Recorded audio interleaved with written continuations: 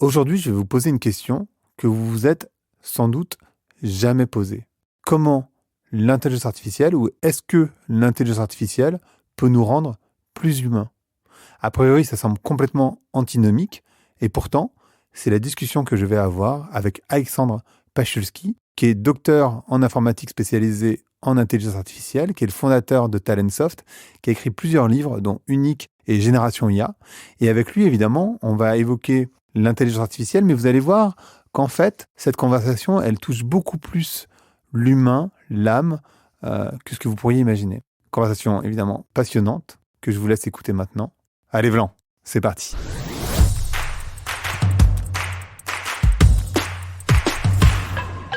Bonjour à toutes, bonjour à tous, bonjour Alexandre. Salut Greg. On va parler d'intelligence artificielle et on va parler d'humain. Je pense que la majorité des gens, quand ils envisagent l'IA, l'intelligence artificielle, ça leur fait un peu peur. Ils imaginent des robots, ils imaginent Heure, ils imaginent tout ce genre de films. La question qu'on va se poser aujourd'hui, c'est est-ce que l'IA peut nous aider à devenir plus humains ou des meilleurs humains? Alors quand on dit ça, généralement on va penser à l'humain augmenté, c'est-à-dire en mettant, tu vois, ce qu'a fait Elon Musk, greffer une puce dans le cerveau ou avaler des cachets qui analysent ton estomac. Comment toi, qui a beaucoup étudié le sujet et qui s'est vraiment beaucoup aussi intéressé au film de science-fiction, tu envisages l'IA et l'humain, l'humanité, c'est-à-dire tout ce qui nous fait humains, c'est-à-dire pas que notre corps, mais évidemment notre conscience? Quelques petits éléments de réflexion très simples. Tout d'abord, l'IA, c'est un domaine qui n'est pas qu'une technologie, puisqu'à la base, la question qui est posée, c'est est-ce qu'on pourrait faire à une machine ce qui, normalement, requiert de l'intelligence humaine? Donc ça veut dire qu'on est obligé de comprendre un peu comment fonctionne l'humain, comment on prend nos décisions, on réfléchit et autres. D'abord, la première chose, c'est que ce domaine-là et les technologies qui en découlent, ce ne sont que des outils. Comment on peut les transformer en instruments? Au service de quoi?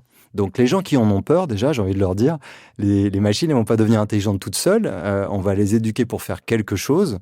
Et là, à l'heure où on se parle, il n'est pas encore trop tard pour les éduquer pour faire quoi, justement? Deuxième réflexion très simple, est-ce que nous, humains, qui sommes si fiers, justement, de ne pas être des machines et qui passons notre temps dans les soirées à dire « Non, mais de toute façon, elles ne seront jamais intelligentes et tout », est-ce qu'on est bien sûr de se comporter comme des humains? Je m'explique. T'as des potes, j'ai des potes, on les voit dans leur domaine amoureux et on les voit toujours faire la même chose. Et on est quasiment capable de savoir au 9e mois comment ils vont se comporter parce que finalement, il y a des schémas répétitifs. On est nous-mêmes pétris de schémas qui viennent de notre éducation sociale, religieuse, ce que tu veux. Et du coup, on est super fiers encore une fois d'être des humains, mais tu nous regardes donc dans nos relations amoureuses, tu nous regardes au travail, et là tu découvres que finalement, des gens font tous les jours la même chose, sans se poser de questions. Parfois, ils en sont fiers, parfois ils le subissent, c'est l'archétype des temps modernes de Chaplin, ils tournent des boulons.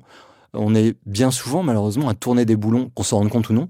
Et donc moi, mon point, il est tout bête, c'est de se dire, l'IA, qu'est-ce qu'on aimerait lui faire? Et 2, est-ce qu'on est bien certain à date de se comporter comme des humains? Et si c'est pas le cas, justement, qu'est-ce que ça prendrait d'être un peu plus humain et est-ce que la technologie pourrait nous y aider? Donc voilà ce qui est mon moteur à la base. Mais est-ce que être humain, c'est pas justement d'avoir des névroses?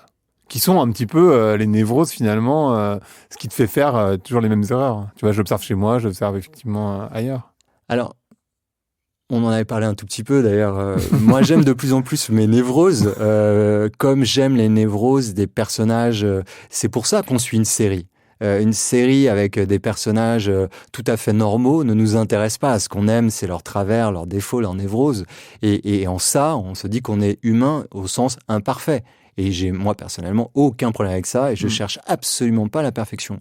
Ce qui me pose un petit peu plus de problème, c'est la notion de libre arbitre. Est-ce que ces névroses, je les aime comme un décorum et je suis très fier qu'elles soient chez moi, mais quelque part, elles ne me font pas souffrir. Et si j'avais envie de me comporter différemment, j'en ai tout à fait le loisir, ou est-ce que j'en suis prisonnier et je me retrouve encore une fois dans ces boucles dont je n'arrive pas à me sortir?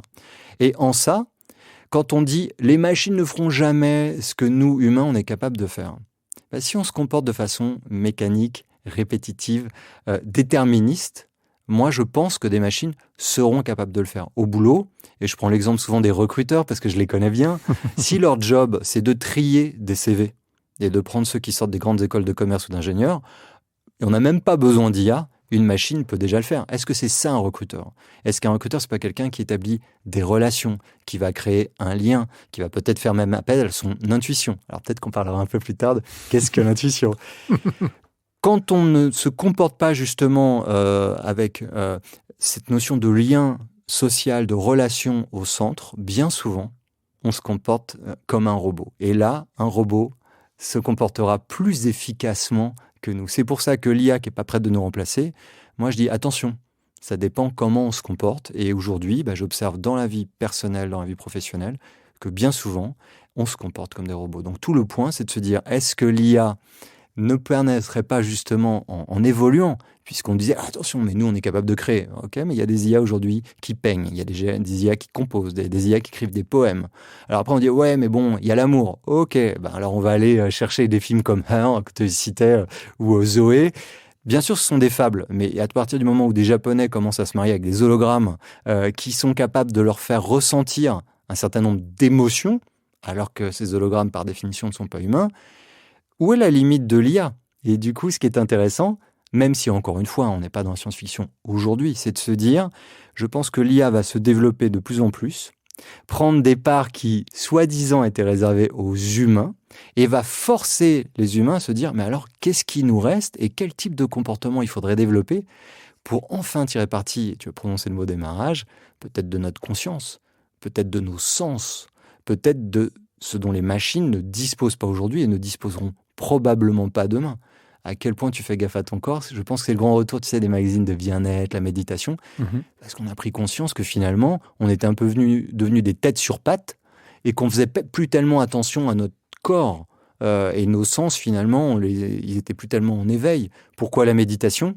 Parce qu'on se dit, merde, on a peut-être une conscience, mais finalement, on n'y a jamais prêté attention. Et puis, qu'est-ce que la pleine conscience? Voilà. Ça, c'est un champ qui est réservé aux humains, où, à date, les machines n'y vont pas. Ça occupe combien de temps de combien de personnes aujourd'hui? Mais alors, ce que tu dis, c'est pas tant que... Enfin, quoique, on pourrait imaginer qu'une IA détecte nos automatismes et nous aide à les briser, comme on peut le faire aujourd'hui avec un psychanalyste ou un thérapeute. C'est-à-dire, d'un côté, il voit les patterns, parce qu'une machine, elle est vraiment capable de faire ça. Alors, ça serait peut-être un peu étrange sur du relationnel, mais elle peut envisager des patterns et te dire, attention, là, tu vas faire une erreur.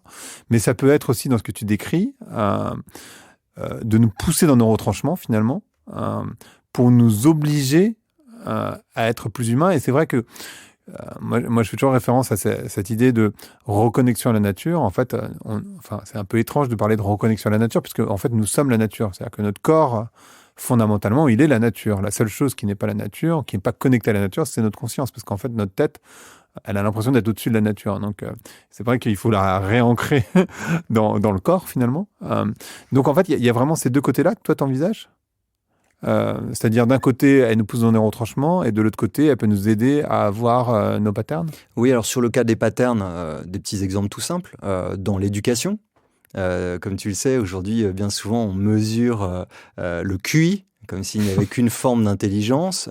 Si tu es bon en maths à l'école, tout va bien, ta vie sera heureuse. Si tu es bon en dessin, t'as pas de bol, t'as tiré le mauvais talent, tu vois, au jeu de la distribution. Et du coup, ce que font des IA aujourd'hui dans l'éducation, c'est de regarder comment des enfants appréhendent des problèmes et dans la façon dont ils vont les traiter. Je te rappelle tes années de fac où merde, j'y arrive pas sur le premier énoncé, je passe sur le deuxième, puis j'y arrive pas le troisième. Et puis quand d'autres se disent tant que j'aurais pas craqué le premier, j'irai pas. Tout ça, ça parle de toi. Aujourd'hui, une IA pourrait observer tout ça. Et à force justement qu'on lui fournisse ce type de données, arriver à détecter des types d'intelligence et dire en fait votre enfant il est plutôt comme ça, donc on va plutôt adapter les contenus d'apprentissage et tout d'un coup, alors première idée, oui la technologie permet du coup de réhumaniser l'éducation parce que plutôt comme dirait Gilles Lelouch de faire rentrer des carrés dans des ronds.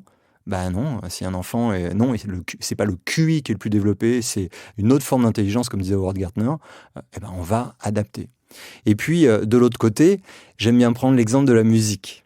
Parce que la musique, c'est un truc qui nous étonne toujours. Et toi, t'es musicien en plus. Alors, je suis musicien et j'ai souvent réfléchi sur des trucs tout bêtes, invention, création. Est-ce que je fais que répéter ce que j'ai entendu consciemment ou inconsciemment et finalement, c'est un assemblage que je propose. En quel cas, aujourd'hui, c'est avéré, des machines savent le faire et savent en produire 1000 fois plus rapidement que je ne saurais jamais le faire. Ce qui m'intéresse, c'est pas tant ça. Il y a même des gens qui ont craqué, qui ont, je crois, produit plus de 3 milliards de toutes les mélodies possibles en disant la question, c'est pas la mélodie, c'est l'interprétation. Et là, je regarde Van Gogh. Je regarde, j'écoute Miles Davis. Miles Davis, je sais pas pour toi, hein, mais après, moi j'écoute et puis j'ai les poils. Moi j'ai un artiste que j'aime bien qui s'appelle Albin de la Simone. Ce qu'il fait, il prétend pas être Mozart. Mais à chaque fois que je vais à un de ses concerts, ça m'émeut. Pourquoi ? Il se passe quelque chose dans la salle. La qualité du silence, la façon de faire vibrer les notes, ce qu'il y met, l'interprétation, c'est quoi ? Est-ce que c'est ton âme ? Est-ce que c'est toutes tes douleurs ? Je ne sais pas ce qu'on y met, je ne sais pas le théoriser. Ce que je sais, c'est que des gens arrivent à me toucher. Et qu'aussi performantes soient les IA aujourd'hui, mon avis, c'est qu'il n'y aura pas cette douleur. Il n'y aura pas cette histoire, il n'y aura pas cette connexion de l'ordre de la nature entre lui et moi qui fait qu'à un moment donné, je suis touché. Là où toi, tu le seras peut-être pas et tu le seras touché par un autre artiste. Moi, je crois qu'il faut aller chercher par là. Maintenant, c'est intéressant. Pascal Albin de la Simone, même s'il tourne, il a sa fanbase. Bon, je sais pas, c'est pas la personne la plus connue que j'aurais pu citer. Moi, je le connais pas. Voilà. Mais... Et à côté de ça, tu regardes le film Bohemian Rhapsody avec cette séquence extraordinaire avec Mike Myers qui interprète le producteur qui a signé au moment de Bohemian Rhapsody, qui lui dit « Ce que vous avez fait avant est formidable, il faut le refaire. » Et on est sur des gimmicks. Et quand des artistes deviennent célèbres et commencent à aller sur des gimmicks, ça y est, ça devient un peu des machines. Et en fait, ça devient des formules. Et les formules, les machines pourront les produire. Donc, à chaque fois que tu prennes, par exemple, le domaine de la musique, tu peux te poser la question, est-ce que ce que je fais est digne d'un humain, premier point. Et ensuite, qu'est-ce que l'inspiration ? Est-ce que c'est, comme dirait Michael Polanyi, en 66, il commet un ouvrage sur la connaissance tacite en te disant finalement, tu es pétri de connaissances tacites, comme quand tu conduis, aujourd'hui, tu peux écouter de la musique, parler à ton voisin, faire 1000 trucs. Je sais pas si c'est bien, mais tu peux le faire là où quand t'apprenais, écouter un podcast. T'arrivais même pas à passer, c'est un bon exemple, t'arrivais même pas à appuyer sur la pédale d'embrayage en même temps que le faire. Et si je te dis, explique-moi comment tu conduis, tu sauras plus trop. C'est un ensemble de couches de modèles intermédiaires qui se sont bâtis, accumulés, et t'appelles ça l'intuition. Non, c'est pas l'intuition. C'est juste que c'est de l'expérience accumulée. Mais la méditation, la volonté de se connecter à autre chose, là, c'est pour essayer peut-être de toucher une intuition, peut-être d'être inspiré. C'est comme si tu essayais de te connecter à quelque chose de plus haut que toi. À chaque fois qu'on est dans ce champ lexical-là, je pense qu'on est dans le champ lexical de l'humain. À chaque fois qu'on est dans le champ lexical de la formule, je pense qu'on est dans le domaine de l'IA et que des IA seront bien plus efficaces que nous très vite, si ce n'est pas déjà le cas, en tout cas dans la musique. Et tu parlais tout à l'heure d'intelligence. Je pense que c'est toi qui me disais qu'il y avait 7 typologies d'intelligence différentes. Donc nous, on connaît bien le quotient intellectuel, on connaît bien l'intelligence émotionnelle, le QE. C'est quoi les autres types d'intelligence et que l'IA ne peut pas aller toucher en vrai ? Alors, ça, c'est une bonne question. Alors, j'ai pas révisé sur j'ai plus les 9 en tête. C'est Howard Gardner qu'on a posé 9 et il serait contesté par les scientifiques parce que c'était pas normalisé et autres. Dans ces types d'intelligence, il y en a une qui est l'intelligence situationnelle. Je connais quelqu'un que je ne citerai pas, mais qui est très performant intellectuellement. Et il peut te sortir des choses extrêmement smart. Sauf qu'il va te les sortir toujours au même moment. C'est-à-dire qu'on le sait, timing is everything.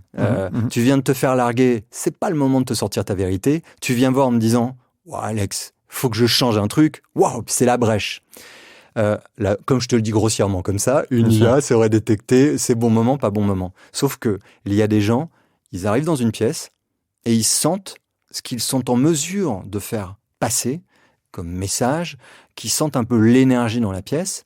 Ça, Même chose, est-ce que c'est parce qu'inconsciemment tu es capable dans ton cerveau d'encapsuler 1000 informations et tu dis j'ai un feeling? C'est pas un feeling, c'est juste à processer de l'information qui est à disposition et avec le temps tu t'en rends plus compte. C'est une hypothèse, mais vraiment j'aimais l'hypothèse qu'il y a des gens qui sont entre guillemets peut-être un peu plus ouverts et qui ressentent un peu plus ce que les autres ressentent. On peut appeler ça l'empathie.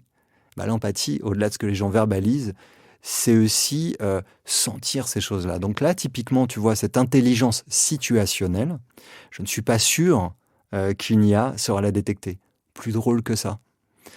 C'est quelqu'un de Pôle emploi qui me faisait la référence. Tu expliques donc grâce à des IA d'entreprises comme les miennes, je sais quel est ton futur job. C'est formidable. Moi, je sais. Toi, tu sais pas. Tu peines à ça. Alors, toi, tu étais probablement le mauvais exemple. Non, je plaisante. Mais tu arrives, tu dis, en fait, une IA a détecté, comme une IA a détecté le prochain James Bond. Ça vient de sortir. Là. Question, une fois que je vais arriver avec cette IA qui t'a dit, Greg, je crois que c'est ça qu'il faut faire. En fait, comme disait la personne de Pôle emploi, c'est bien gentil. Mais la première réflexe de la personne à qui tu vas le dire, c'est pas pour moi. Et puis, comment faire? Et puis, j'ai mon loyer à payer. Et puis. L'humain dans l'histoire, l'intelligence que tu vas solliciter, c'est peut-être une intelligence, pour le coup, qui va te permettre de mettre l'autre en mouvement. Et c'est pas de l'intelligence purement intellectuelle, purement émotionnelle. Là aussi, c'est une capacité à te mettre dans les pompes de l'autre, à comprendre sa situation, donc ça revient encore un peu sur l'empathie, et à arriver à ouvrir une brèche là où il n'en voyait aucune. Moi, je crois que là, tu vois, on parle que de relations finalement, dans ce que je t'ai dit. Ça, c'est le cœur de ce que devrait être l'humain. Et je peux te le dire, pour être entrepreneur depuis 20 ans et quand même dans la ressources humaines depuis 20 ans, tristement et pas cyniquement, je vois assez peu de ça dans l'entreprise. C'est absolument pas la préoccupation première des entreprises. C'est pour ça qu'à la base, mon constat, c'est de dire, mais où est l'humain dans cette histoire ? Et si c'est pour savoir de point à point, de compétence à compétence, il peut passer d'un job A à un job B, mon programme sait le faire. Mais c'est pas digne de nous. C'est bien qu'une machine nous aide, c'est bien qu'une machine détecte nos biais cognitifs, nos patterns. Mais après, on a tout un travail qui consiste à dire, mais finalement, de quoi en vit cette personne ? Où est-ce qu'elle est bloquée aujourd'hui ? Comment on pourrait lui permettre d'exprimer ce talent ? Et comment ce talent, il vient comme un puzzle, s'assembler à celui des autres ? Là, on est en deal. Mais pour que l'IA soit utile, il faudrait qu'on ait envie dans une entreprise de faire ça. Et à ce moment-là, on saisirait les IA en disant, il va falloir nous éclairer sur toutes les possibilités et on va essayer de faire le plus beau puzzle. Ça veut dire que l'IA n'est pas utilisée pour automatiser, en gros faire à la place de quelqu'un gagner plus de fric, parce que les IA tombent pas malades, travaillent le dimanche, ainsi de suite. Que le but premier d'une entreprise, c'est pas de gagner de l'argent, c'est de trouver une contribution dans la société. Donc c'est tout le sens de la loi Pacte et de la RSE, mais ça veut dire qu'en fait, faut revoir tout ce que veut dire. C'est l'entreprise vraiment civilisationnelle, en fait. C'est plus l'entreprise capitalistique. C'est pour ça que les gens qui ont peur de l'IA, j'ai envie de leur dire, c'est pas le sujet. Le sujet, c'est un sujet politique.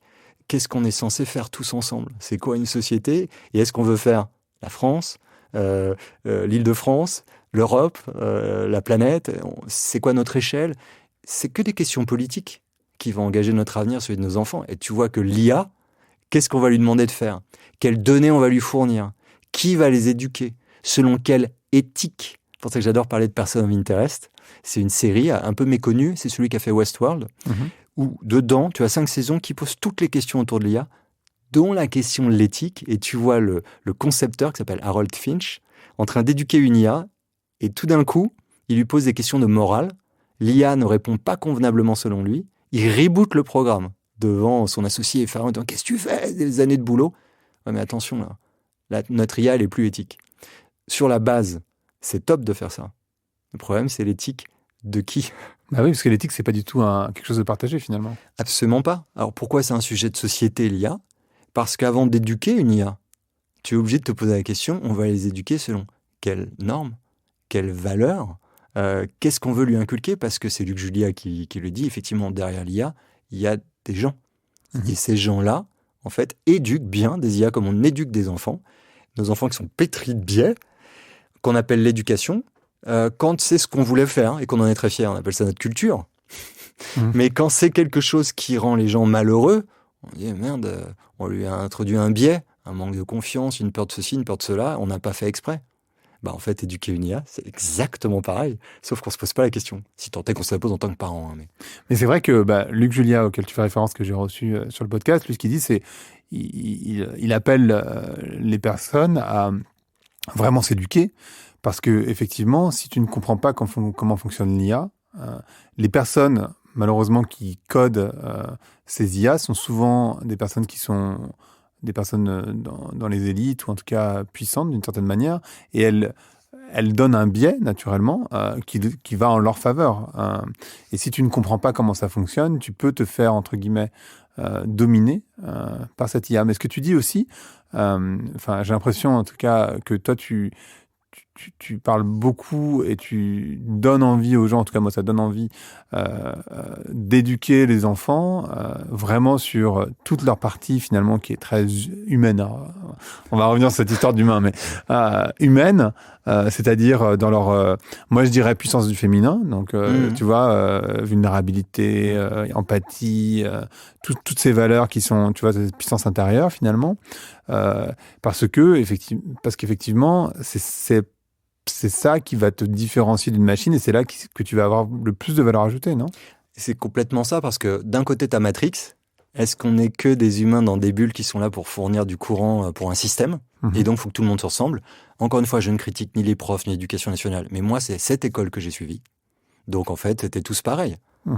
Et quand tu étais original, on te disait, non, c'est faux. C'est faux parce qu'il y a une bonne réponse. Moi, quand on m'a demandé de dessiner un lama petit, il se trouve que mes parents étaient dans une association et qu'il y avait des moines tibétains. J'ai décidé un gars en position de méditation. Là où le prof m'a dit, c'est faux. En fait, c'était un animal. Ah non, c'est pas faux. C'était juste pas ce qu'il attendait. Oui. Donc là, t'es clairement dans la norme. Donc ça, c'est pour citer Matrix d'un côté, la norme, et de l'autre côté, je viens de voir, donc c'est super récent, The King of Staten Island, qui est de Judd Apatow, qui est une sorte de version 2020 de Will Hunting. Qu'est-ce que dit Will Hunting, tous ces films, Breakfast Club? En fait, que chacun a des talents. Mais désolé, ça fait un peu démagogique, mais j'en suis persuadé. Plus ou moins fort, on n'est pas tous Michael Jordan si on est tous basketteurs, mais on aura un talent. Et en fait, ces talents sont dans un carcan qui épaissit avec le temps, à force d'échecs, à force qu'on te dise non, c'est pas ça un lama, non, c'est pas ça ceci, non, c'est pas ça machin. Quelque part, tu commences à dire bon, ce que j'ai à livrer au monde, c'est pas ça en fait. Alors qu'est-ce que je dois livrer? Là où ce que montrent ces films-là, c'est que quand tout d'un coup, quelqu'un porte une attention à l'autre, en l'occurrence Robin Williams, dans Will Hunting, du Judd Apatow, c'est autre chose. En fait, la personne, quand on lui donne suffisamment confiance, parce qu'elle reçoit suffisamment d'attention, et qu'on lui dit simplement « je crois en toi », et là aussi, désolé pour l'aspect très démago, film américain, mais « je crois en toi », c'est une autorisation de la personne à s'intéresser à elle-même et se dire « ah, j'ai peut-être quelque chose à livrer ». Et dans The King of Staten Island, c'est super intéressant parce que c'est vraiment typiquement le chemin à 24 ans, le gars paumé qui dit lui-même « je suis con », c'est son terme dans le film, « j'y arriverai à rien ». Et quand ce qui aurait pu être son beau-père lui dit « non mais tu pourrais être un super dessinateur, j'aime ce que tu fais, tu devrais faire machin », il en fait de plus en plus et il s'épanouit et il commence à s'intéresser finalement au monde en se disant « j'ai quelque chose à lui livrer » et comme par hasard sa relation amoureuse se débloque. Oui, je crois profondément en ça. Moi j'adore les bizarres parce que ce que j'aime dans les bizarres, c'est que ils vont livrer quelque chose d'inattendu. Mais dès que tu dis à un bizarre, c'est pas comme ça, je le redis, c'est pas digne d'un humain et une machine va nous remplacer si c'est pour qu'on se ressemble tous. Donc c'est vrai que je suis obsédé par les puzzles, les kaléidoscopes, appelle ça comme tu veux, parce que je pense que c'est de la diversité que vient vraiment la beauté. T'as qu'à regarder la nature, t'as pas deux fleurs qui se ressemblent. Elles sont toutes un peu différentes, elles sont toutes disposées un peu différemment, et elles vivent leur vie. Tu regardes juste partout dans la nature, il n'y a rien qui parle de tout pareil. Donc en fait, je suis sidéré de l'éducation majoritaire, mais encore une fois, à cause de tous les problèmes, quand t'as 30 gamins dans une classe, tu fais ce que tu peux, de l'entreprise, qui n'est là que pour étouffer les velléités des gens en minimisant les risques pour maximiser les gains. J'exagère un peu, mais c'est un petit peu ça.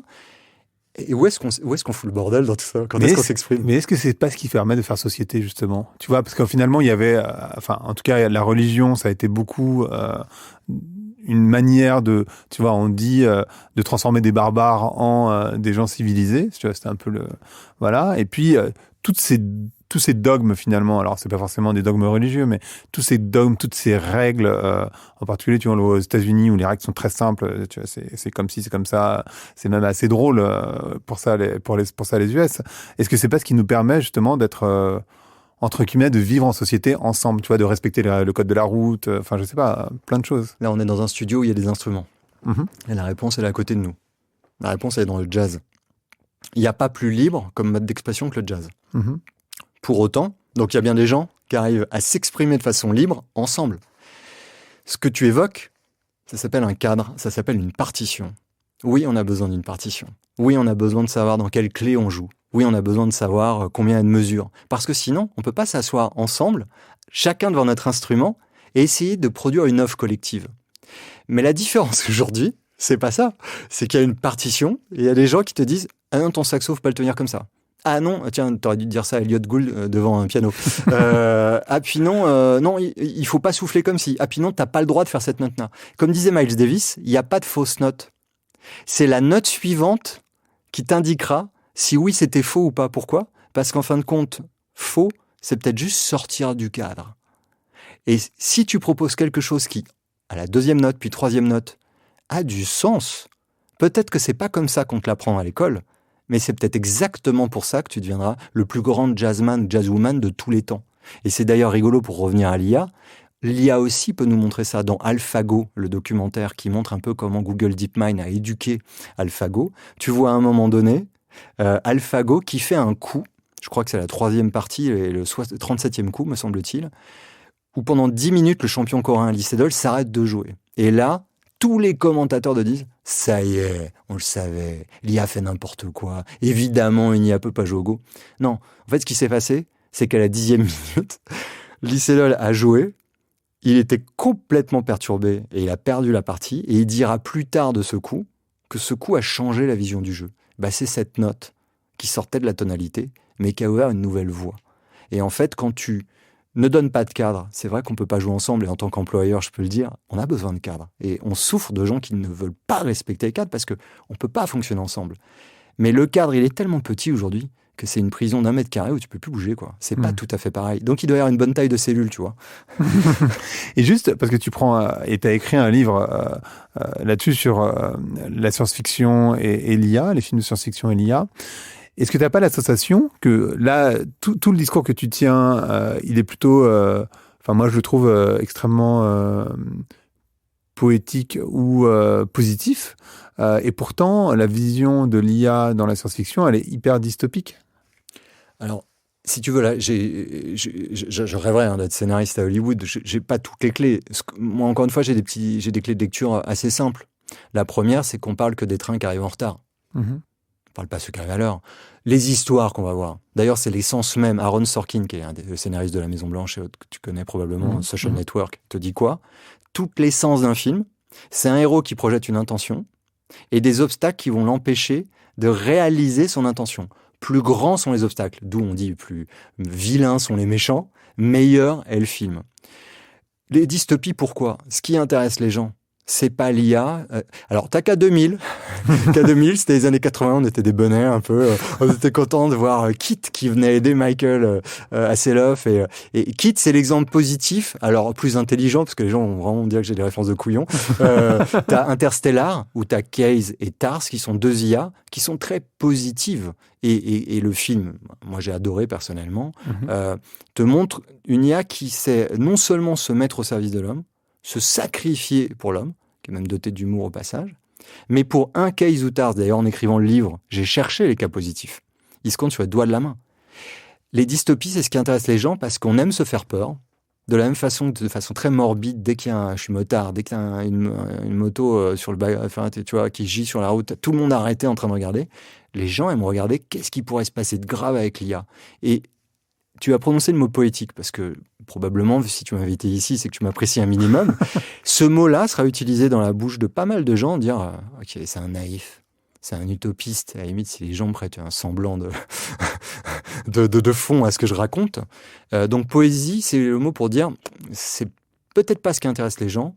Et en tout cas, assurément, et je te donne raison, c'est pas la voie qu'on est en train de suivre, puisqu'aujourd'hui, on essaye de faire qu'une IA nous permette d'être plus performants, d'automatiser ce qu'on fait, c'est-à-dire de garder nos biais et toutes les conneries qu'on peut faire, mais les faire plus efficacement. Moi, je dis simplement, ça va marcher. C'est sûr que ça va marcher. Mais vu l'état de la planète et grosso modo le nombre de burn-out et puis post-confinement, toutes les questions que les gens se posent, à mon avis, on peut encore faire stop et essayer de redéfinir des intentions et de rééduquer les IA différemment. Et ce sera fondamental par rapport à toutes les questions de société et au sein des entreprises que ça va nous contraindre à étudier en fait. C'est super intéressant. Ce podcast s'appelle Vlan, donc je voudrais savoir à quoi tu veux ouvrir ou claquer la porte. Alors, j'aime bien faire les deux, moi. Ah bah tu peux ouvrir et claquer. J'ai claqué la porte à l'idée que il est trop tard. Il n'est pas trop tard. Ce sujet n'est pas pour moi. Il est pour tout le monde. Il est tellement pour tout le monde qu'à moins qu'on n'ait pas Amazon, Netflix, que demain on n'ait pas voiture autonome et autres, il est déjà là. Donc il est pour nous. Et non, il n'est pas si technique que ma mère ne peut pas comprendre. Je n'y crois pas. Donc je veux fermer la porte à cette idée que ça ne nous concerne pas. Et donc, bien entendu, ouvrir une porte par laquelle j'espère tout le monde pourrait s'engouffrer en se disant s'il y a bien un sujet, un référendum, c'est bien celui-là. Parce que ça va impacter nos vies, la santé, la sécurité, l'éducation. Et c'est avec les données que nous fournissons dans la société dans laquelle nous vivons que tout cela va arriver. Alors, ose me dire que ça ne nous concerne pas. S'il y a bien un sujet qui nous concerne, c'est celui-là. Donc, j'aimerais ouvrir cette porte-là en disant mais vraiment, intéressez-vous à ce sujet et faites-vous une opinion et acceptez ou refusez ce qu'on vous raconte. Mais c'est vraiment presque de salut public que de s'y intéresser, quoi. Super. Merci beaucoup, Alexandre. Merci à toi. Merci d'avoir écouté Vlan. Si vous avez aimé l'émission, n'hésitez pas à mettre des étoiles sur vos plateformes de podcast préférées. Vous pouvez aussi partager l'épisode sur vos réseaux sociaux, Instagram Stories, Facebook, LinkedIn, où vous voulez. Je suis Grégory Pouy. Vous pouvez me retrouver sur l'intégralité des plateformes sous le nom Greg from Paris. Si vous avez des idées pour des invités, si vous avez des commentaires, n'hésitez surtout pas à m'envoyer un message. Allez, merci et à bientôt.